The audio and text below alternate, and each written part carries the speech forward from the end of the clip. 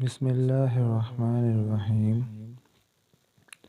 ابرہہ ملعون کی شیطانی فوج ہاتھیوں کے لشکر کے ساتھ مکہ مکرمہ میں گھس آئی، یہاں تک کہ اس نے حضرت عبدالمطلب کے 200 اونٹ بھی پکڑ لیے۔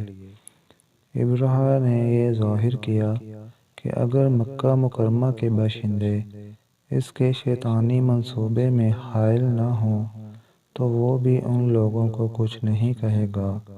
حضرت عبدالمطلب مکہ مکرمہ کے سردار تھے اور سب کے لیے انتہائی عزت دار بھی تھے۔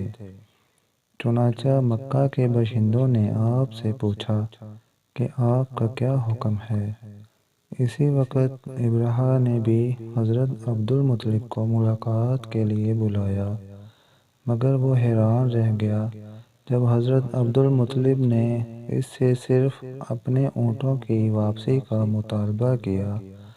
ابرہہ نے اس پر اپنی حیرت ظاہر کر دی تو آپ نے فرمایا، اونٹ میرے ہیں، ان کی حفاظت میرا کام ہے۔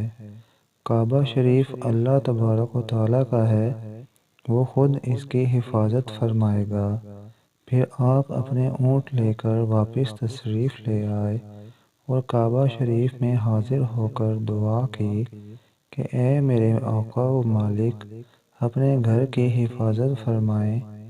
اب ادھر ابرہہ کی شیطانی فوج کعبہ شریف کو نعوذ باللہ شہید کرنے آگے بڑھی تو ایک دم ہی چھوٹے چھوٹے پرندے بادلوں کی طرح نمودار ہوئے اور انہوں نے اس شیطانی فوج پر کنکریاں برسانا شروع کر دی۔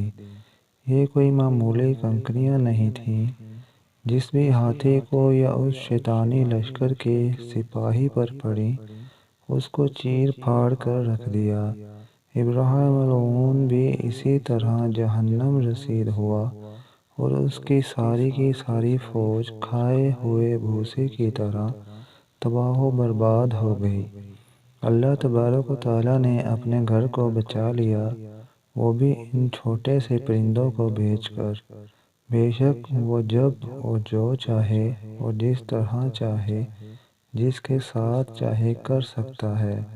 سورۃ الفیل اس عظیم ترین واقعے کی شہادت دیتی ہے۔